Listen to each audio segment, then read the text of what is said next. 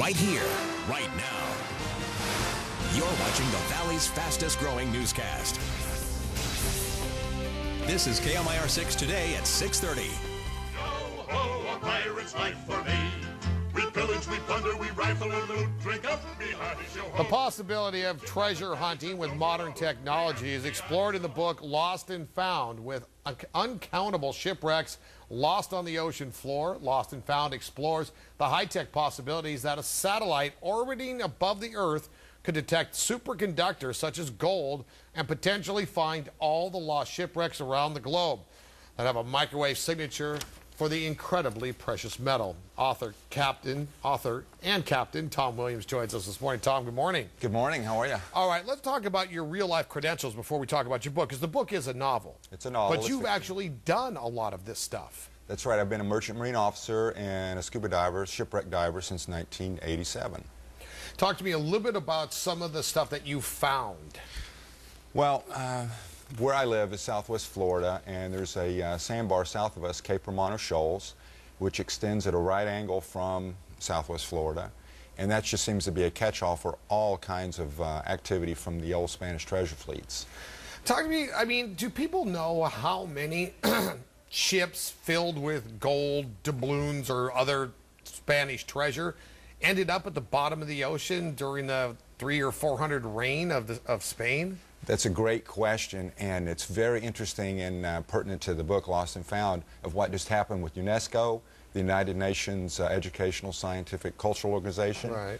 They just said and estimated in January this year that there are over 3 million undiscovered wreck sites and archaeological finds that should not be touched if they're over 100 years old. Why should they not be touched? Good question.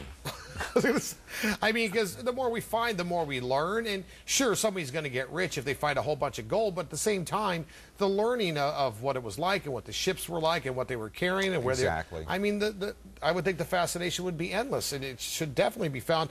Let me ask you real quick, the Tampa expedition. What exactly was that, and what's its relevance to the book? Well, the Tampa expedition is the Odyssey Marine Group out of Tampa, Florida. And no one knows how this was done, but a lot of things are happening that's falling right into Lost and Found. Suddenly these guys out of Tampa, Greg Stim's the president of the company, and they are a publicly traded treasure company. They found in 2007 a Spanish galleon off the coast of Portugal with $500 million in silver on board. Wow. Okay. In January or early February this year, 2009, they found the HMS Victory, a British warship, in the English Channel, with 4 tons of gold on board. 4 tons? How are these things floating? 4 tons. That's amazing. Now, according to the Spanish government, you and other treasure hunters are nothing more than 21st century pirates. Exactly. Do they actually think that you guys should go out there, risk your lives, spend all your money finding these treasures at the bottom of the ocean and give them back to Spain? That's what the Spanish thought. And a court ruled recently that they were right, and the Odyssey group, they got absolutely nothing.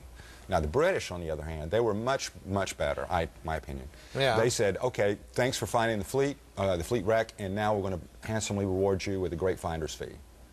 So, which is 10%, they 20%? didn't say. I mean, they didn't say. What about the one that was found off the coast of Portugal now? Does Portugal No. claim that? The Spanish claimed it because it was a Spanish ship. And ironically enough, and this was a great call-in from a radio thing I was doing, the Spaniards, every year, they sent a treasure fleet to Cuba to bring back all the gold and silver mined out of South America and Mexico.